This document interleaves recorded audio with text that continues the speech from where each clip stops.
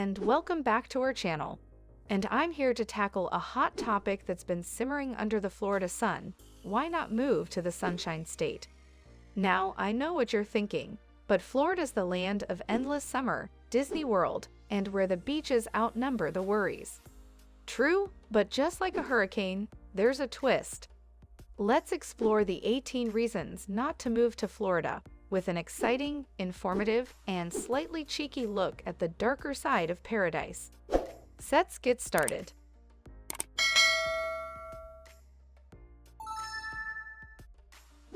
Well, in the land of oranges, a steadily swelling population is a huge drawback. As the third most populous state in the U.S., it's home to 21 million people, and the influx of new residents strains infrastructure from roads to schools and fosters dense urban sprawls that can detract from the idyllic visions of tranquil beach life many newcomers harbor. Jacksonville has the most people, followed by Miami and Tampa. The biggest boom came during COVID as more people fled states like New York and California. What else does a high population cause? Longer lines at grocery stores and gas stations, driving around to find a parking spot in popular areas, leaving home earlier than expected to account for traffic, and crowded festivals and amusement parks where you'll wait in the heat or rain for hours.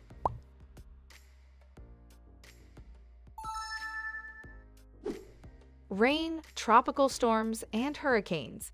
And talking about rain, the state's climate story is broken up by tales about heavy rain, dangerous tropical storms, and hurricanes that come through without caring about what people have planned. These unwelcome guests don't just crash parties, they demolish them. So the weather is the main reason I'm not sure if I want to move to Florida. It rains more in Florida than in any other state in the country.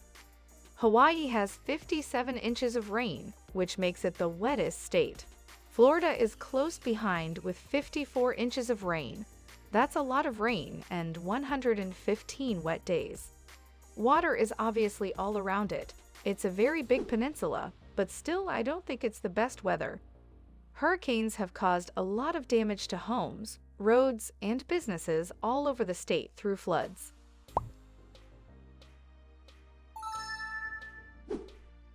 And its humid henchman, Florida's endless summer is a double-edged sword. In fact, Florida is the second wettest state in the country. In South Florida, expect 90-degree summers and 80-degree weather year-round. Central and North Floridians have cooler weather than us down south and feel more seasonality in autumn and winter, but the state average temperature is 72 degrees. And whether you live in St. Augustine or Fort Lauderdale, the sun will be beating down on you most of the time. I enjoy that I can wear flip-flops and golf shirts year-round. I also don't like it's hot and muggy. It makes me tired. From what I know, it feels pretty hot and sticky.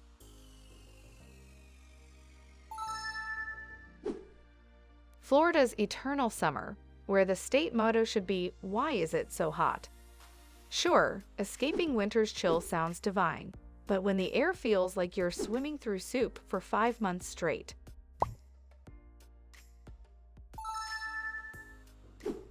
Ever dreamed of being stuck in an endless loop of the psalm that never ends? Welcome to Florida traffic. From Miami's sizzling streets to Tallahassee's tangled roads, getting from point A to B is more of an epic quest than a quick jaunt. In short, traffic is bad, and some parts of the highway are some of the most dangerous in the country. This mixed with bad drivers is a formula for catastrophe, especially since CBS News named I-95 one of the most hazardous superhighways in the nation. Due to its closeness to the airport, a mile stretch of 595 in Fort Lauderdale was 50 times more risky than any other for fatal automobile collisions. Now, I see why vehicle insurance is so costly. Due to a lack of public transit, most individuals drive and own cars. And let's not even start on finding parking. You'd have better luck finding a snowball in Key West. It's crowded everywhere you go, and it's even hard to get dinner reservations at the restaurants you want to go to. That's another reason. the people.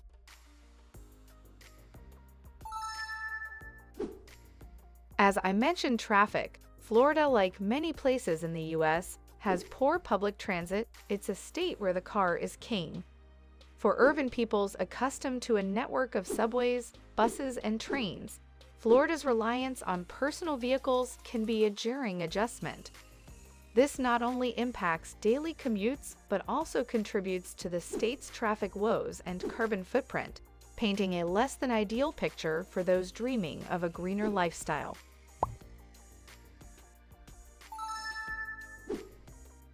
Okay, there isn't a state income tax, but there are other things that can cost a lot, right? Let's talk about insurance. Imagine you're building a sandcastle, but every wave it gets more expensive to protect it from the tide. That's Florida's insurance market for you. There is also the high cost of car insurance and homeowners insurance. The states also need to get the money they need to run. There are things you have to pay to make up for the fact that you don't pay state income tax.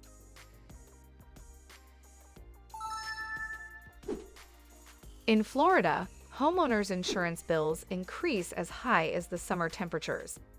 The lethal cocktail of hurricanes, flooding, and even sinkholes drives insurance premiums to dizzying heights, making the dream of homeownership in the Sunshine State a costly endeavor, especially for those on fixed incomes or tight budgets. Homeowners insurance is almost 3 times the national average. The average price in Florida is just over $4,000, while the average price in the rest of the country is $1,500. That's pretty pricey. The state with the 3rd most expensive car insurance in the country also has the most expensive average rate.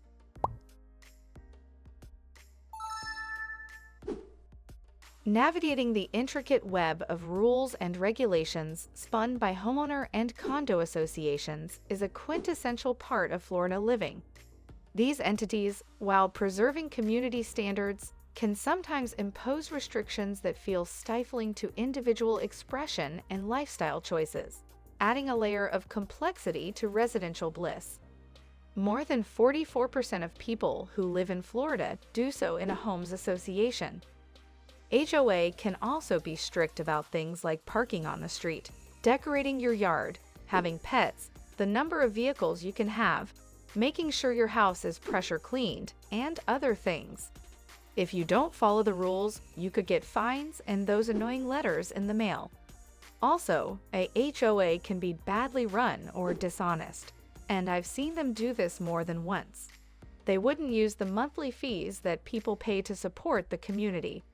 Whether you like the way a HOA works or not, you should know that there are a lot of them here, and you should make sure you know all the rules before you buy a home in one of these areas.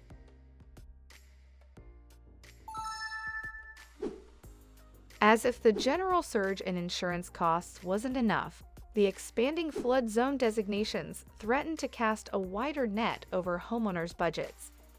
With climate change whipping up more frequent and ferocious storms, areas previously deemed safe are now finding themselves in potential flood zones, compounding the insurance woes with added policies and premiums.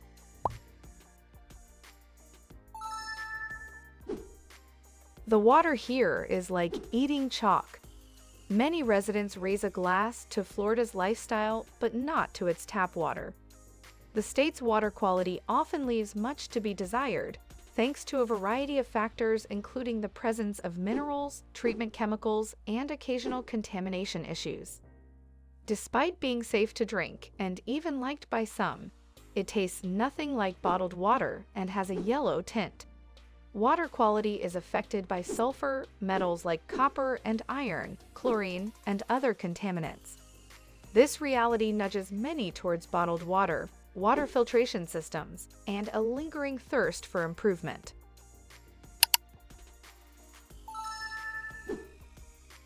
Florida's wildlife is like an unruly cast of characters that never got the memo. Alligators in your backyard pool? Check. Mosquitoes plotting to carry you away? Double check. It's all part of Florida's charm, they say. Well, that depends on your definition of charming. Let's talk about famous alligators. If you move to Florida, you should know that alligators live in all watery places. No questions asked. There are more than 1 million alligators. You can see them in your backyard lake, on a golf course, or even crossing the street. There are no other places in the world where you can see both alligators and crocodiles in the wild besides the Everglades in South Florida. Many gators no longer fear people because they are fed, so never feed a gator. You're taking a chance every time you swim in a lake or river that has "Beware of Gators" signs up.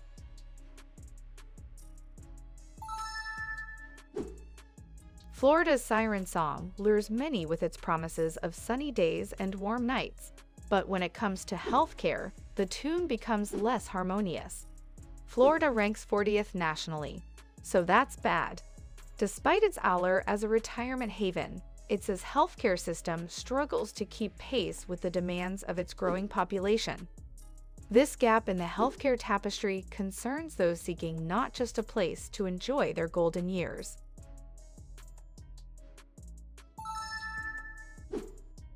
The next big reason is the expense of living and employment situation. House values have doubled or quadrupled in the past 5 years, and with rising insurance, gas, grocery, and medical costs, it's no longer affordable. Not anymore. The cost of living has pirouetted out of control, turning dreams of a budget-friendly paradise into a mirage. Just how much does it cost to live in Florida? As per the Bureau of Economic Analysis, each person spends about $50,689 a year on living costs. For every person, the cost of living is about $4,224 each month.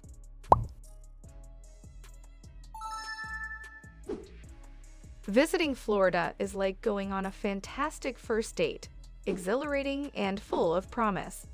Living here, however, is the equivalent of finding out your date still lives with their pirate-obsessed parents.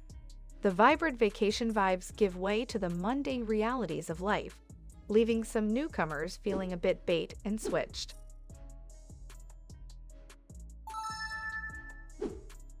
For families considering the move, Florida's educational landscape is a mix of hits and misses. While there are bright spots in the form of standout schools and innovative programs, the state's overall education rankings often hover in the middle or lower tiers nationally.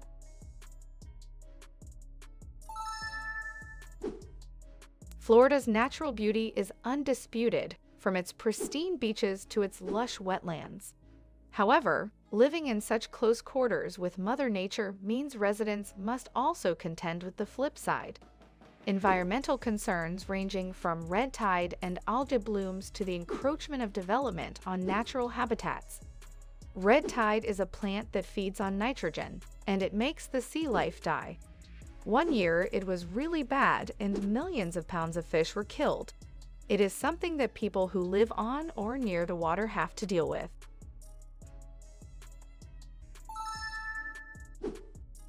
Lastly, politics. It's like choosing between key lime pie and orange sorbet. Everyone has their preference. But recently, Florida's political climate has turned into a full-blown tropical storm. Whether you're a fan of the current leadership or not, the increasing divisiveness could leave you wanting to seek shelter elsewhere.